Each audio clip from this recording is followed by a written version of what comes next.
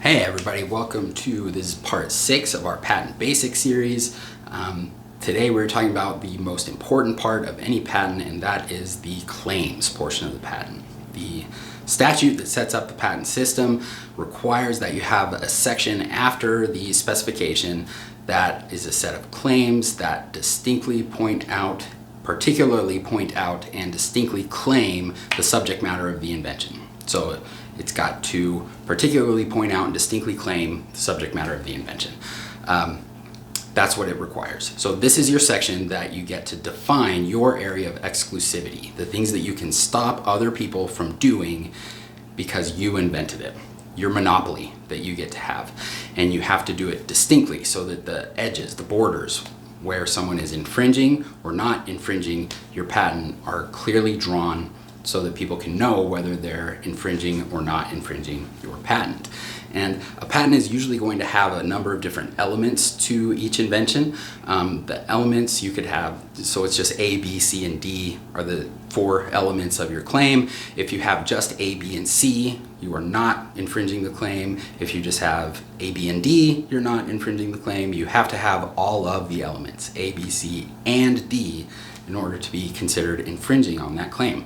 So when you're drafting claims, you want your claims to be short and broad. So you only have A and B, say, instead of A, B, C, and D, so that if people are doing A and B, you get them as infringers. You can stop them from doing those things to compete with you, instead of having all of these different requirements that you have to have in order for them to infringe. So those 2 things now are going to be in tension, because you want to draft it as broadly as possible. So it's really broad. You can pull in all of the different people that are doing anything close to what you are doing as infringers and tell them to knock it off. At the same time, you have to particularly and distinctly claim your invention. So broad but distinct are difficult. That's where the artistry of patent claiming comes in. That's where your patent attorneys, if they're good, can really add some value for you here. So you have to keep in mind, when patent examiners and when you're looking at trying to enforce your patent, they're always going to look at the claims. They're going to give every word its plain and ordinary meaning. So it's going to mean what people would think it means. Usually that refers to a dictionary meaning of the word, and unless you've defined it differently in the rest of your patent, in the specification. So you can define a word to mean anything you want. It can be different from the regular meaning, but unless you've provided a different definition, it is the plain and ordinary meaning. That's what you're working with. So you have to use those words to set it out. Claims also have 2 different parts. There's a preamble. It's usually a thing for doing a thing, comprising, and then you have the body. So for a treatment for Alzheimer's, for example, let's say it's a drug, you would say a drug for treating Alzheimer's comprising, the drug comprising. And then you'd have the list of different things that drug has that sets it apart from all the other drugs, that makes it your invention. That is the new invention. So I was looking around the office trying to think of something that would be good example to kind of illustrate this. And I came up with this guy. So this is your broom. You are the first person to ever think about using one of these to, well, let's talk about it. So if you're trying to claim this broom, you're going to say, if you're describing it to an alien, you'd probably say something like a stick with bristles at the end, right? I mean, that's an easy way to do it. Stick with bristles at the end. So that wouldn't really fit your requirements. First of all, you need your preamble. So you would say a device for cleaning, let's say. And already you run into a problem. So what if someone is using it not to clean? Let's say they're not going to clean up the area, and besides, clean is kind of a word that is a little bit ambiguous. Let's say they're just trying to move around the different pieces so they've got a number of different powders, they just want to aggregate it all together. Is that cleaning or is it not cleaning? Maybe, but you'd want to make it as broad as possible. So let's say it's a device for moving something around on a surface. Let's say you said a device for moving things around on a flat surface. So what if your floor is undulating? You'd want to pull that in too. So you just say something like a device for moving things around on a surface. There's your preamble. A device for moving things around on a surface. comprising? Now you've got to describe it. So you don't want to have, so you'd say a stick with bristles on one end.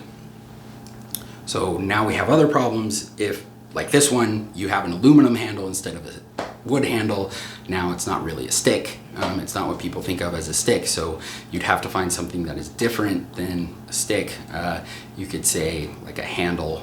Handle would probably be fine, and you'd want to bring in those kind of short brooms that you could just, that you'd wipe a countertop or something off with. So long, short, you can say just a handle, you say handle portion with an end. And really it has two ends, but you don't have to talk about the other one. You just say handle portion with an end. And then you'd say bristles.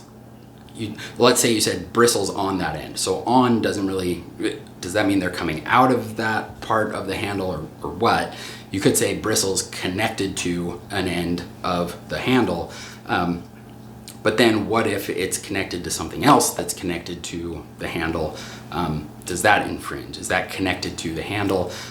We get around that. There's a word coupled. That's why you see the word coupled in patent claims a lot, because that means connected either through a series of connections or whatever, but somehow coupled to, connected to another thing. We use the word coupled all the time. So now you have bristles coupled to an end of a handle, right? Bristles, the plain and ordinary meaning of a bristle is a stiff hair-like structure. I had to look that up. A stiff hair-like structure. So now what if someone comes along and they do a broom, but instead of like little circular hair-like structures, they do it to where it's kind of flat on one side. So it's a number of different flat bristles that are on there. So you'd want to get around that. You could say something like a plurality of semi-stiff extensions from the handle. So you can see where even on these very simple inventions, trying to describe it as broadly as possible while still being particular can get difficult. And then we've made a number of rules that make that even worse. So for example, in the patent office, whenever you're talking about something, the first time you describe it, you have to use a or an. So if you're talking about a handle, you would say a handle, and then every time you referred to it after that, you would have to call it the handle, or you'll see said sometimes. So it's a handle with bristles connected to said handle. So that's why you see said all the time, especially in older patents. I try to use the all the time. I don't like said. Some people still do. So that's a rule that is in there. If you have ends, so frequently you'll say instead of saying just a handle with an end, you'll say a handle with a first end and a second end, and bristles coupled to the second end, or stiff extensions coupled to the second end. Something like that. And so it gets longer because you're trying to describe the thing distinctly, following all these rules, and making sure you call it a first and say everything is clear. You can't just have an end, and if there are two ends, you can't say the other end. If you have the first end, you need it gets weird. So if you think about it for a second, try to describe something as simple as a wheel, right? So that first invention. So now think about, have a preamble. What are you saying? A wheel is a thing to do a thing. What is that? Just kind of think that through. So think about it. I mean, the wheel itself, it's only useful when it carries things, right? So you really want to call it a support for carrying a load. And that's super not intuitive. You have to kind of sit down and think about that for a minute. So all of those things kind of play into why it is really impossible to read the claims and think that is English. They're almost always super dense. They can be really weird. And a lot of what we do as the patent attorneys are trying to take those rules, keep things as simple as we can, and draft them as broadly as we can, always keeping in mind the things that are out there in the prior art that might get you disqualified from patenting, things that it has to be new above those other things, and also keeping in mind describing it as broadly as possible and how someone else might engineer it to get around what we're writing. If you have any questions, you can always reach out to us at info@hpslawgroup.com. I'd be happy to talk a little bit more about this. This is already a very long video, but claims are important. So yeah, hope you like that, and reach out if you have any questions at HPS Law Group.